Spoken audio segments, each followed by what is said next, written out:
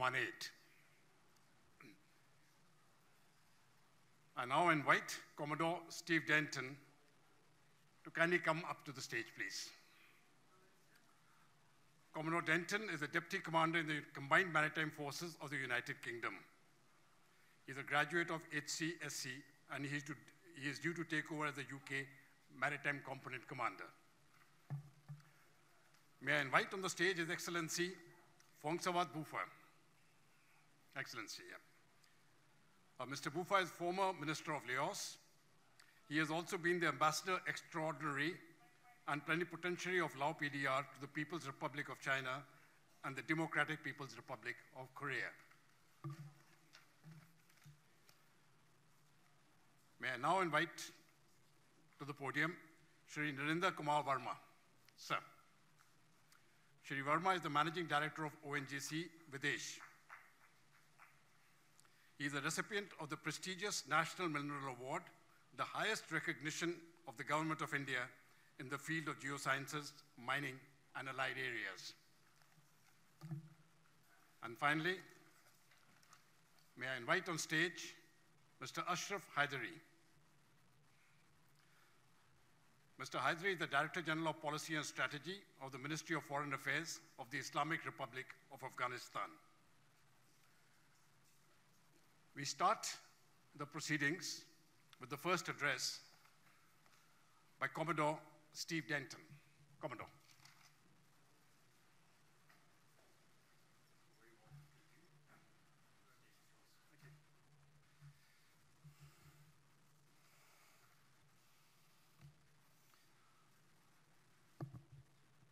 Your Excellencies, distinguished delegates, ladies and gentlemen, can I start by thanking you for inviting me to speak here today, and thanks particularly to the India Foundation for organizing the conference, and indeed to our Vietnamese hosts who have been very gracious and very welcoming to their beautiful country.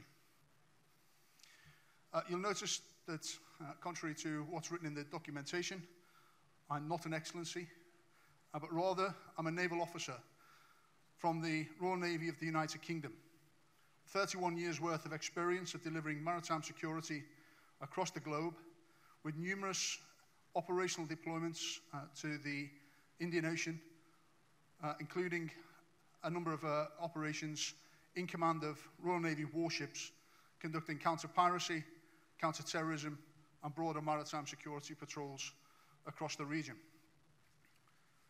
The Indian Ocean is an area of great interest for me currently in my role as the United Kingdom Maritime Component Commander, where I'm responsible for all Royal Navy ships that are deployed to the Western Indian Ocean, but also in my role as the Deputy Commander of the Combined Maritime Force, a coalition of 33 like-minded nations committed to delivering maritime security across the Western Indian Ocean region.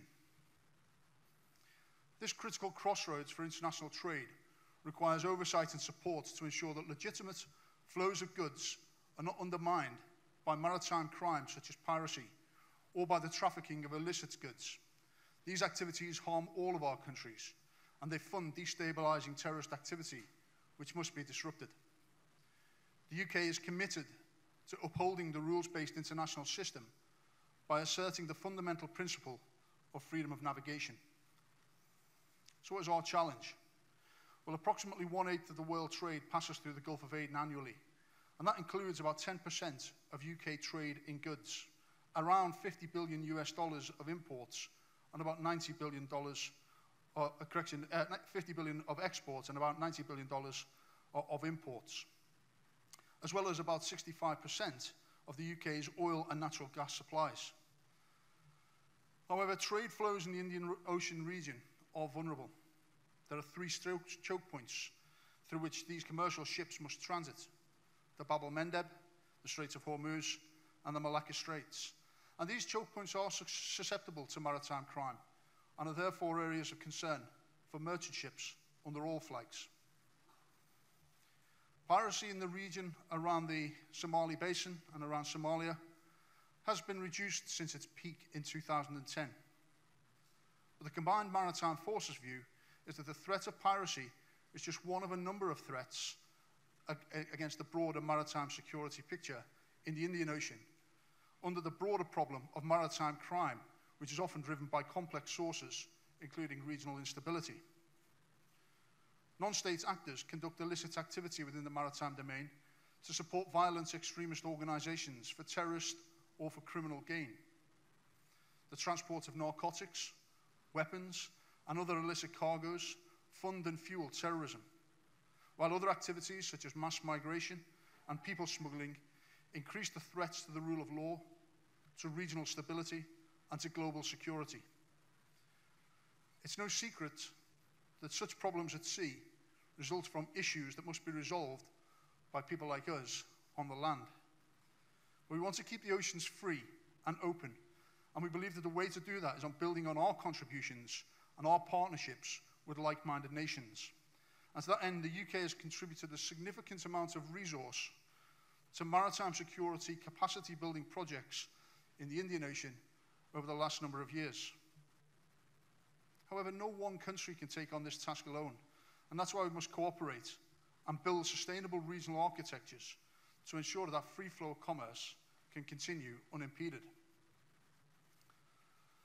One of those regional architectures that already exists is the Combined Maritime Forces, for which I have the great privilege of serving as the Deputy Commander. We are an enduring global partnership made up of 33 willing nations aligned in common purpose to conduct maritime security operations in order to provide security and stability in the maritime environment. Our area of operations covers 3.2 million square miles, including the Indian Ocean, the Western Indian Ocean, the Red Sea, the Gulf of Aden, Somali Basin, the North Arabian Sea, the Gulf of Oman, and the Arabian Gulf, bordering on 21 states. And routinely, we see warships and aircraft from many of those CMF nations working together to deliver maritime security. Today, as we speak, warships and aircraft from the UK, the US, Japan, the Republic of Korea, Australia, France, the Kingdom of Saudi Arabia, Qatar, United Arab Emirates, Kuwait, Italy, and Spain are at sea delivering maritime security. These nations in CMF work together to create a stabilizing effect throughout the region. The strength of CMF is its diversity. It brings together varied expertise, assets, and experience to improve maritime security throughout the region. With the recent inclusion of Brazil, CMF now has representation from every inhabited continent on the planet. And the reason we're able to bring together such a diverse range of countries is that CMF is an organization where participation is on a voluntary basis, and each nation is empowered to conduct duties in accordance with their individual capacities and their own political mandates in order to combat universally disruptive illicit maritime activity. In order to conduct those maritime security operations, CMF operates 3 combined task forces, each commanded by operational staffs from one of the CMF countries.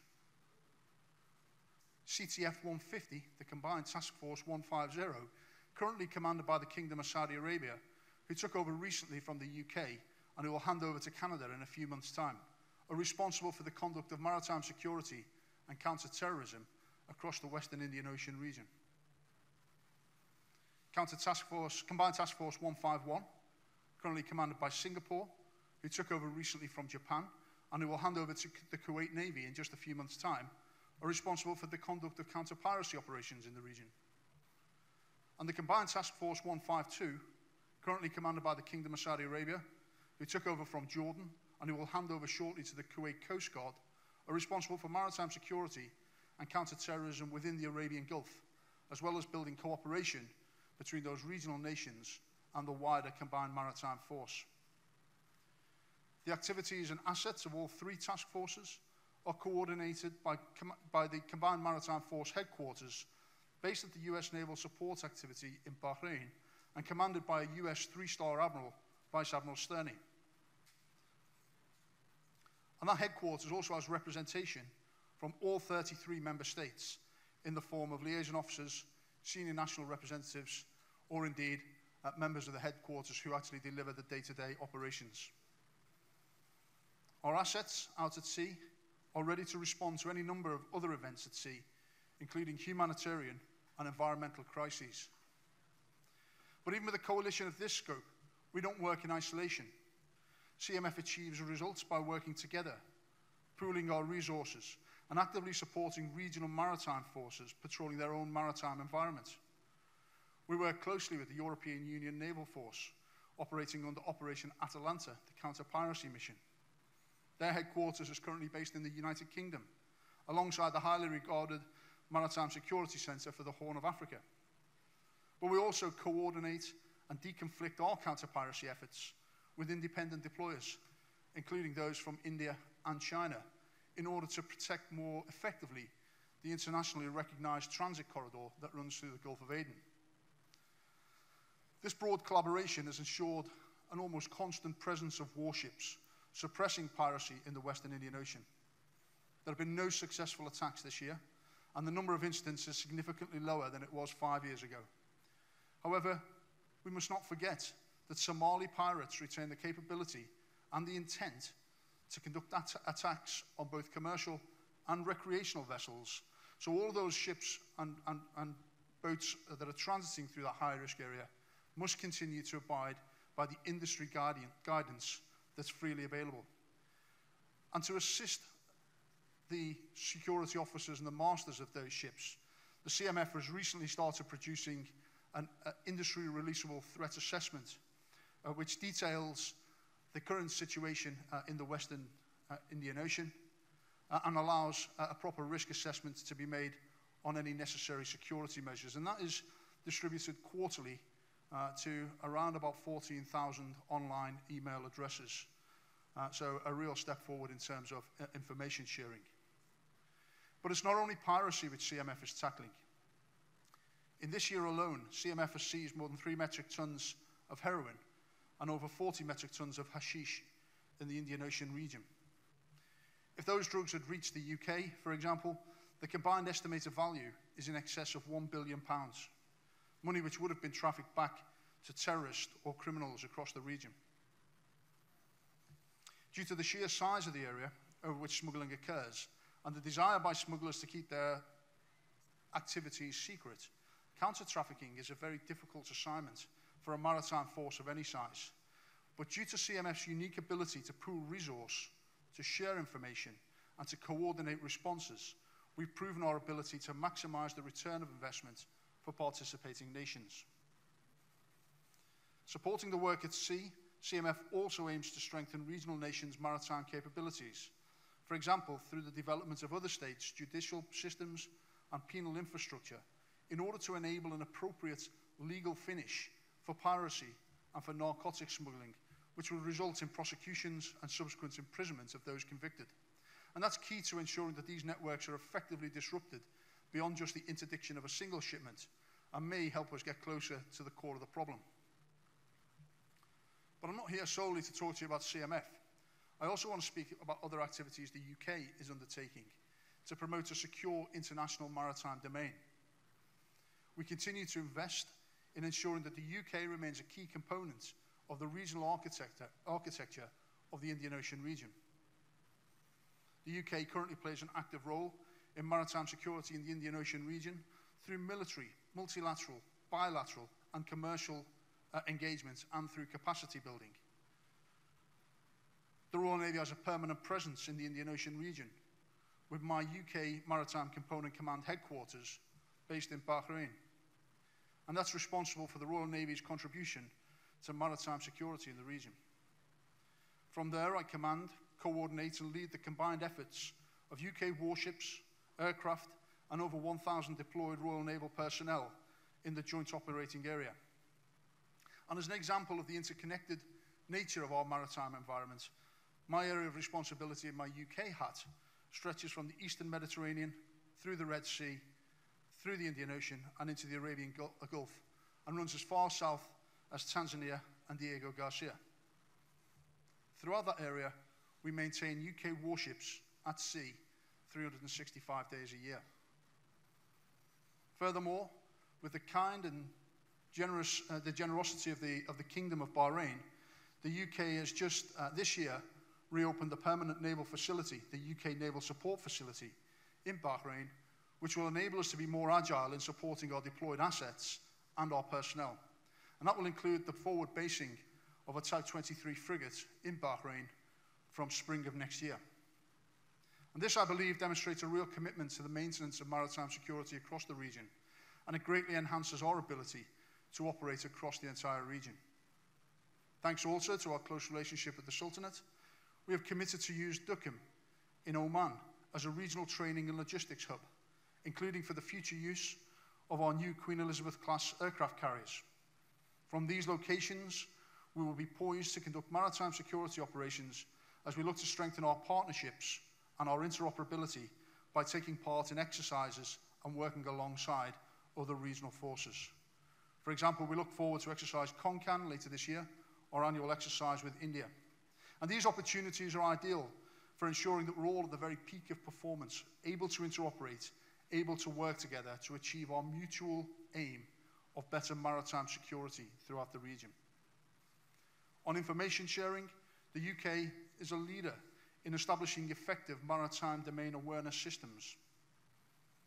The Royal Navy's United Kingdom Maritime Trade Operation has served the Western Indian Ocean well since the early 2000s and is the global model for see and avoid information, an advice service, if you will, to shipping, providing the primary point of contact for all merchant vessels, regardless of flag, in the case of piracy attacks in the Western Indian Ocean. And that's expanding as we move into that broader maritime security threats that I talked about earlier. But as an example, the service is frequently used by all Indian Ocean region flagged ships. As an example, in the 24-hour period just recently, we showed no less than 76 Indian flag ships monitoring the UK MTO organisation and taking advantage of that service that's provided. The UK has used this expertise to support other regional maritime domain awareness initiatives in the Indian Ocean region. For example, we've committed over £500,000 to support the establishment of the Regional Enforcement Centre in the Seychelles. And that brought together experts to share intelligence and information to tackle the kingpins and financiers of piracy. That centre has subsequently developed into the Regional Centre for Operational Coordination in the Seychelles, and that operates alongside its sister centre in Madagascar, the Regional Maritime Information Centre. And I'm pleased to say that UK maritime awareness specialists have provided support and guidance to both of those organisations on a routine basis as they're becoming operational. So to conclude, the importance of successful maritime security operations across the Indian Ocean region to permit access and the free flow of commerce will endure. Concurrently, the maritime domain will continue to be exploited to the detriment of legitimate use by criminal and terrorist actors. We need to continue to build and develop our regional architectures to counter both long-standing and indeed emerging threats. The UK and CMF will continue to work towards a situation in which the exploitation of the maritime environment by terrorists and criminal elements is reduced to a degree that is more manageable. Your security is our security. So both the UK and CMF are committed to the enduring task of conducting maritime security operations in the region. And we welcome all nations who share that common interest. Indeed, our partnerships have proven success in deterrence so far and in countering the illicit activity in our areas of operation. And I commend this model to you. Thank you.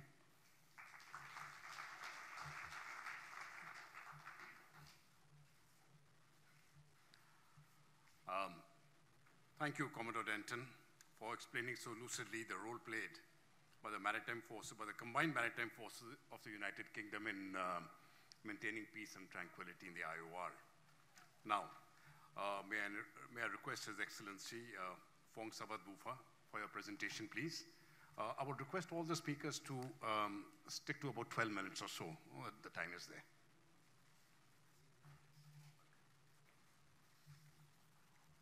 Excellencies, distinguished participants, ladies and gentlemen, it is my great honor and privilege to have been invited to the third Indian Conference.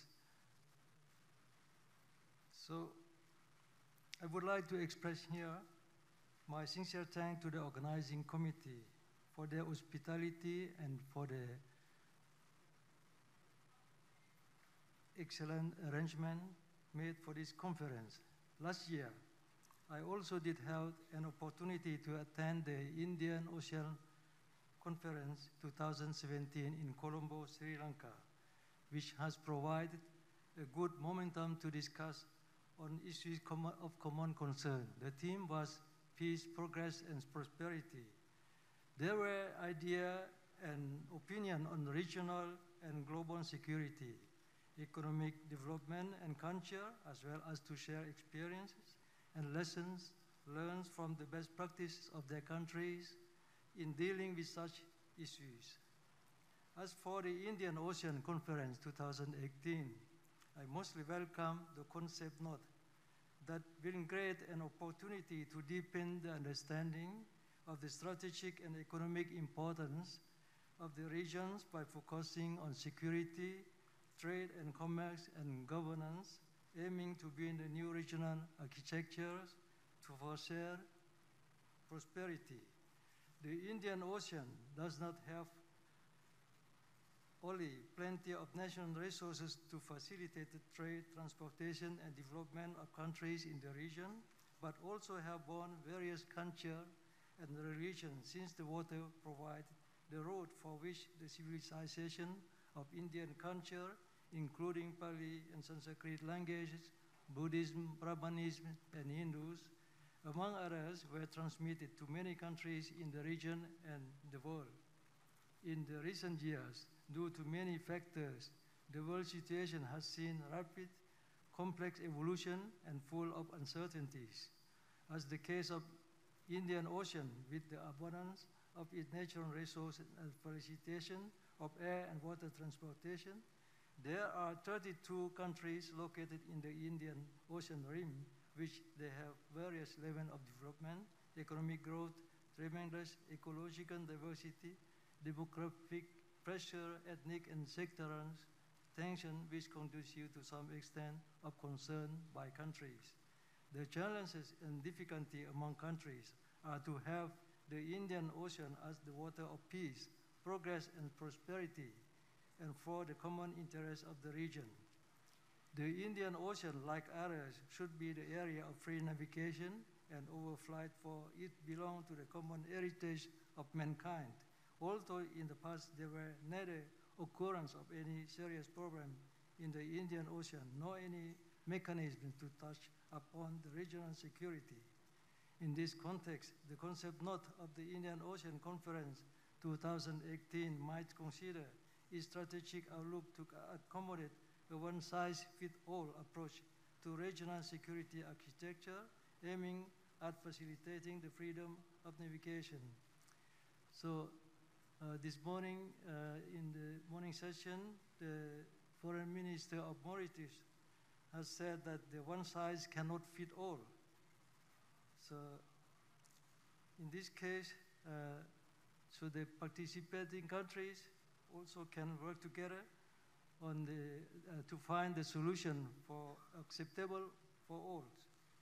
I'm not going to recall on the United Convention or the law of the sea that define the right and responsibilities of nations with respect to the use of the world's ocean, which entered into force in 1994. But here I would like to recall a little bit about the experience of ASEAN regarding cooperation on overflight in ASEAN spaces.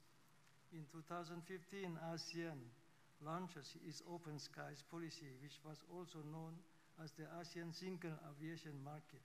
This was intended to increase regional and domestic connectivity, integrate production networks, and enhance regional trade by allowing airlines from ASEAN member states to fly freely throughout the region via the liberalization of air service and the single and unified air transport market. The single aviation market would lead to growth and development, as is open to up the market to more competition and encourage higher traffic growth and service quality while lowering ticket prices. Ladies and gentlemen, it is well known that there exist various cases of piracy in the Asian region in the past years, especially Malacca Strait and the road from South China Sea to Thai Gulf. Terrorism and piracy cause serious damages for passengers, both ship and cargo ship that need concerted effort not only among stakeholders, but the outsiders should be part of it.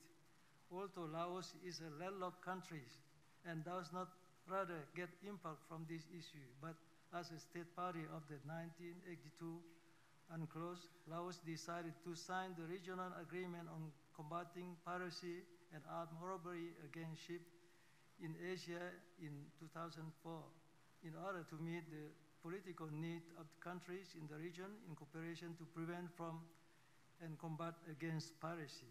The Lao accession to the RECAP reflects its attention to ensure security for transportation and to get readiness in the future for which there will be possibly be Lao registered boat and ship pass through sea or ocean.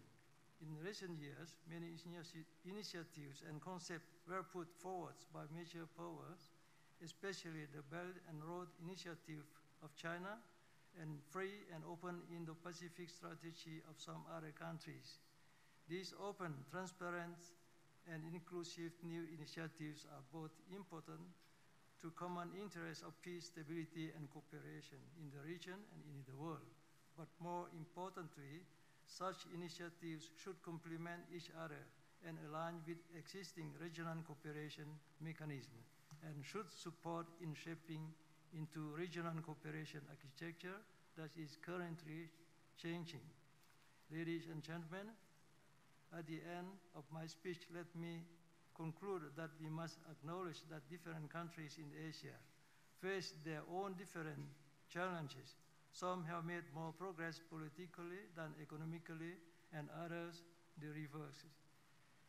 In building regional architectures, we must account for these diverse challenges and create more opportunities for broad-based political progress, security, and prosperity. Last but not least, I wish the conference a great success. Thank you.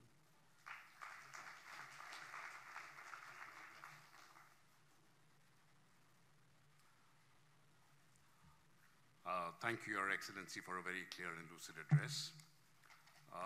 Now may I invite Shri Narendra Kumar Verma to deliver his address, please.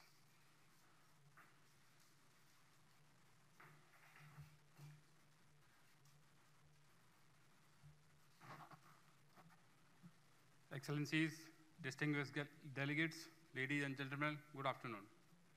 It gives me immense pleasure to be part of this outstanding conference, and I want to congratulate the organizing team for putting us a very topical and very relevant format for discussion of very important global topics. I come from oil and gas background, and ONGC Videsh is my company, and I will be happy to share my thoughts on behalf of our company as well as group on this very important global forum.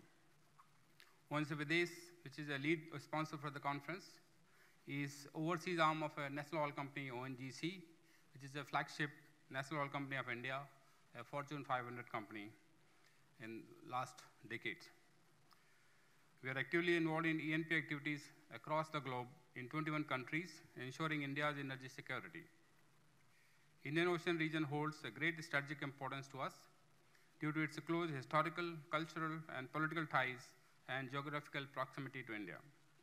This region holds boundless opportunities to collaborate in areas of capacity building, infrastructure development, maritime security, and increased regional connectivity and trade.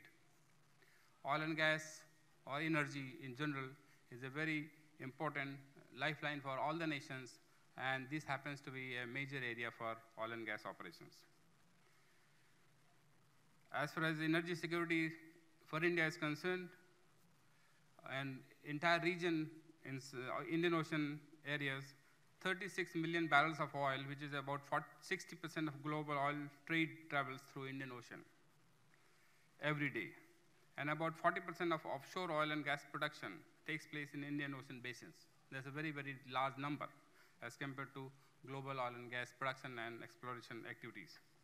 As the energy needs of this region grows with economic development of Indian Ocean countries, the need to build a more robust regional architecture would be an inevitable requirement. Today I am going to highlight two aspects, and that is close to my heart. One is the boosting regional connectivity, and the second one is energy security. The first, regional connectivity. The boosting regional connectivity is the single most important ingredient that can make a qualitative shift towards greater economic and cultural integration of the region. Enhancing regional connectivity will ensure the economic growth does not stop at the international borders, and that countries at the different stages of development benefit from each other. In this direction, the Government of India has taken up several big-ticket projects within Indian Ocean region, which would unlock the full force of economic potential of the region. Government of India envisioned and funded the Kaladan multi-modal transport corridor between India and Myanmar, which connects Kolkata to Mizoram via Myanmar. This project shall be the gateway to greater Southeast Asian region for India, bringing opportunities for greater flow of trade between India and Southeastern countries. Another ambitious project taken up by Government of India is the India-Myanmar-Thailand trilateral highway project. India has also proposed to extend this project to Laos, Cambodia, and Vietnam. Besides, there are several other important projects undertaken by Government of India, such as the railway link project between India and Vietnam, Mekong India Economic Corridor. Considerable opportunities exist in various sectors for building regional architecture, such as integrating India Northeastern region with East Asian countries for hydrocarbon industries. Enhance oil, air connectivity, port development, and setting up the special economic zone and manufacturing hubs. Energy is lifeline to all the nations, and everybody requires energy supplies. Consuming nations want to secure their supplies at optimum prices, and the producing nations want to secure their sale of the crude oil and gas at the maximum prices. And that is a very important give and take or interdependence as far as the global energy supplies are concerned.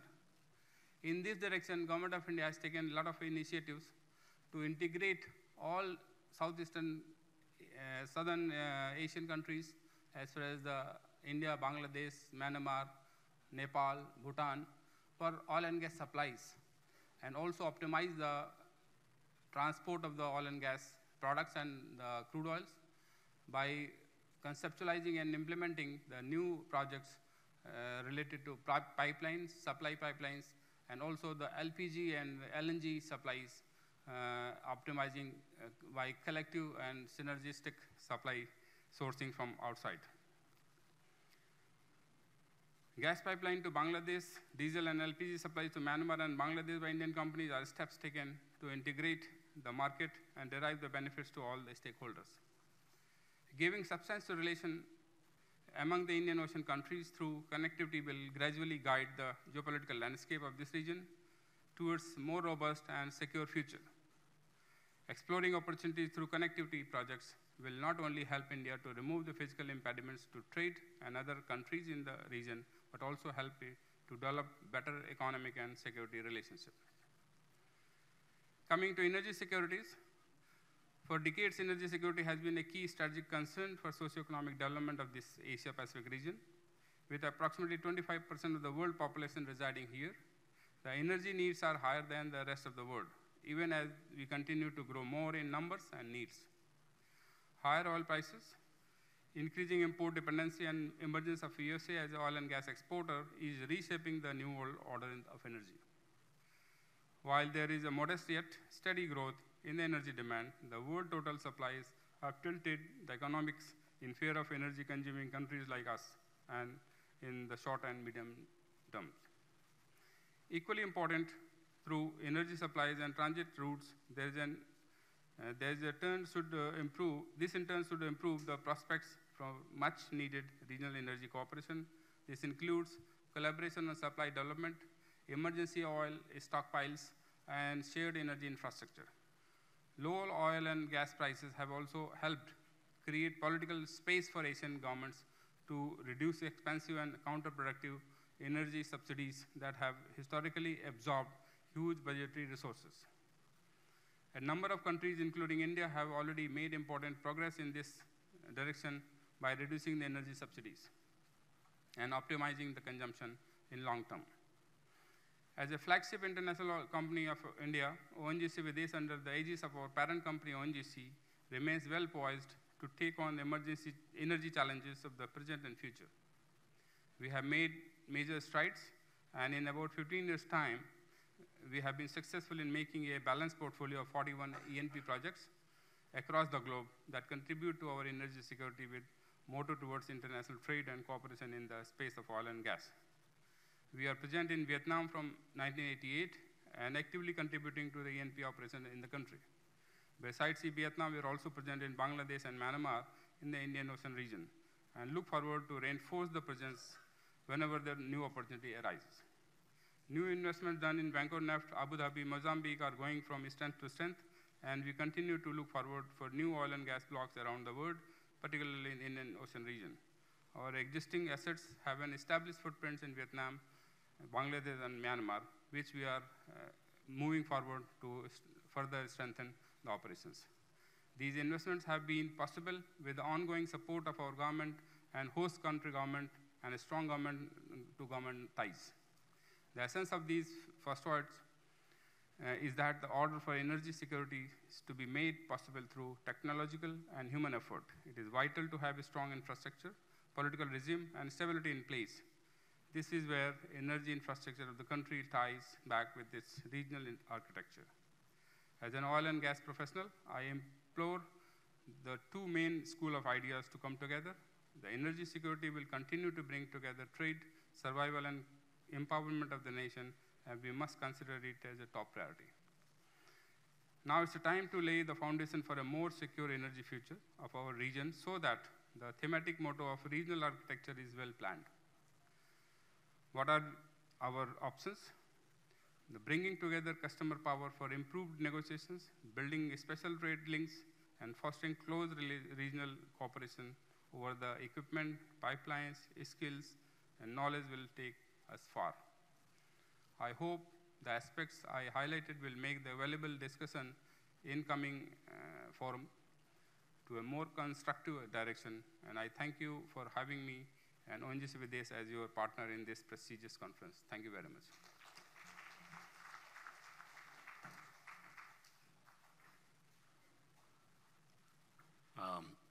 Thank you, Mr. Verma, for another scintillating talk, especially highlighting energy and security issues, connectivity initiatives to enhance economic growth. Thank you very much. Now, last but not the least, we have the final speaker for this particular session. May I request Mr. Ashraf Hydari for your presentation, please.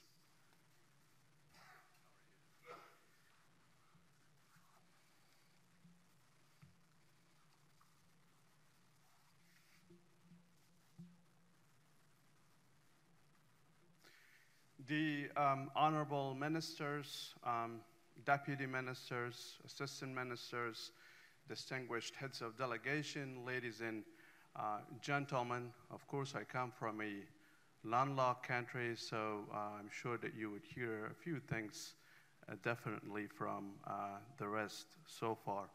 And ladies and gentlemen, first of all, I would like to thank the India Foundation and its hosts from Vietnam, Singapore, and Bangladesh for including Afghanistan in this third and very timely Indian Ocean Conference. The theme of the conference on building regional architectures builds on the Sagar discourse, which is underpinned by the common objective of security and growth for all in the Indian Ocean region, as the Honorable Minister of External Affairs of India, Sushma Swaraj, noted yesterday. Coming from a landlocked but increasingly land-linked country, Afghanistan, it is quite instructive for me to listen to many distinguished speakers discussing the challenges and opportunities that involve blue oceans. As I listened yesterday and today, many of the difficulties facing maritime security are apparently land-based, and their resolution requires an inclusive approach which promotes cooperation and partnership between littoral and landlocked countries to address their shared problems. It goes without saying that maritime security, on which much else depends, is interconnected with events in landlocked countries. Afghanistan is a prime example. Over the past 40 years, geopolitical tensions have unfortunately imposed very destructive conflicts on what is one of the most naturally endowed countries at the heart of rising Asia. An absence of peace in Afghanistan to enable sustainable development that secures the future of our youthful population, poverty permeates the Afghan society. And this, unfortunately, provides an enabling environment for such maritime security challenges, which our colleague just mentioned, as terrorism, drug trafficking, arms smuggling, and human trafficking, among others. Ladies and gentlemen, over the past 17 years, Afghanistan has been a victim of external aggression in the form of state sponsorship of terrorism. State sponsorship of terrorism. As a proxy of a coastal state, the Taliban have daily killed and maimed hundreds of Afghans. It's so tragic, and I'm sure that you watch these events, these tragic events on TV every day. While destroying, of course, the Taliban, the infrastructure that should help connect and integrate Afghanistan with our surrounding resourceful regions in the north and south for increased trade, business, and investment. State-sponsored terrorism has allowed some 20 other terrorist networks with global and regional reach to operate out of Afghanistan. At the same time, this imposed insecurity has enabled a permissive environment for mass drug cultivation and production in Afghanistan, which now provides more than 90% of regional and global demand for drugs. In turn, revenues from drug trade, finances, terrorism, and fuel dysfunctional corruption that undermines governance and rule of law, which together destabilize drug-producing and drug transit countries alike.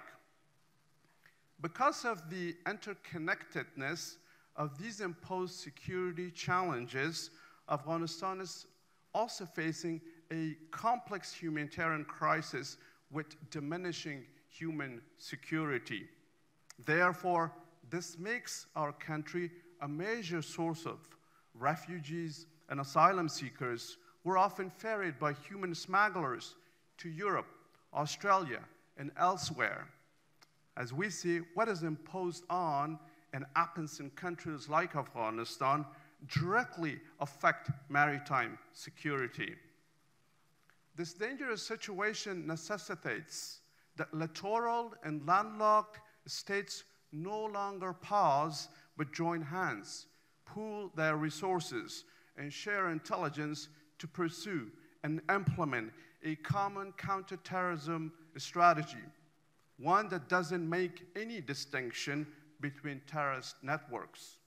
Alongside this effort, they must work together to free their nations of abject poverty, knowing that a lack of human security allows terrorists, extremists, and state sponsors of terrorism to recruit among the jobless, destitute youth to radicalize, brainwash, and exploit them in conflicts of their choice. Indeed, the best way to fight poverty that feeds terrorism is to foster political and security confidence building to the regional economic cooperation. The latter can serve as an important enabler in deepening connectivity, enhancing competitiveness and productivity, lowering transaction costs, and expanding markets in any region. But how can all this be done? And in fact, Afghanistan has already put forth a number of strategic solutions for adoption and implementation by our coastal and landlocked neighbors, and these include the Heart of Asia Istanbul process, the Regional Economic Cooperation Conference on Afghanistan, or RECA, the Kabul process for peace and security cooperation, and the joint counterterrorism and counter-narcotics strategy. We have worked hard to establish these Afghan-led processes to help secure regional cooperation for Afghanistan's stabilization and sustainable development. And it goes without saying that a stable Afghanistan at the heart of rising Asia will help ensure stability and prosperity throughout our surrounding regions. That is why it is in the best short and long-term interests of coastal and non-coastal countries to participate in and to double and triple their efforts to achieve the shared goals of these Afghan-led regional security and cooperation mechanisms. Of course, every tangible step these countries take towards using Afghan-led processes will help minimize their own and other countries' vulnerability to terrorism and its state sponsors. That is why time is of the essence, and they must reaffirm their often pledged commitments to the implementation of the projects, programs, and policies proposed under these Afghan-led mechanisms of regional cooperation. Ladies and gentlemen, last November, the 7th Regional Economic Cooperation Conference on Afghanistan, RECA, took place in Ashgabat, Turkmenistan. The conference focused on deepening connectivity and expanding trade through investment infrastructure and improving synergy. RECA remains a major opportunity for Afghanistan's littoral and landlocked neighbors to take stock of the progress made so far. And besides working together to address the challenges and bottlenecks, they should move on to commit the financing and investment needed with respect to the priority projects in the key areas of energy, transport networks, trade and transit facilitation, communications, and business-to-business and labor support. Moreover, last November, the 7th Ministerial Conference of Heart of Asia, with its political, security, and economic confidence-building measures implementation mechanism, took place in Baku, Azerbaijan. Afghanistan aims to deepen synergies and complementarities among the interconnected projects of RECA and Heart of Asia process, therefore maximizing their impact on sustainable development, not only in Afghanistan, but also throughout our surrounding regions. This should encourage the country participants to assess their shared security and development needs and to bolster their engagement with Afghanistan accordingly in order to initiate the implementation of the proposed projects with win-win benefits. Because sustainable development is impossible without durable stability, last year we relaunched the Kabul process for peace and security in Afghanistan. Through this Afghan-owned and Afghan-led process, a results-oriented peace strategy has been laid out, the key purpose of which is to engage in unconditional, direct talks with the Taliban. Our peace strategy aims to separate reconcilable Taliban insurgents from transnational terrorist networks. But to succeed in this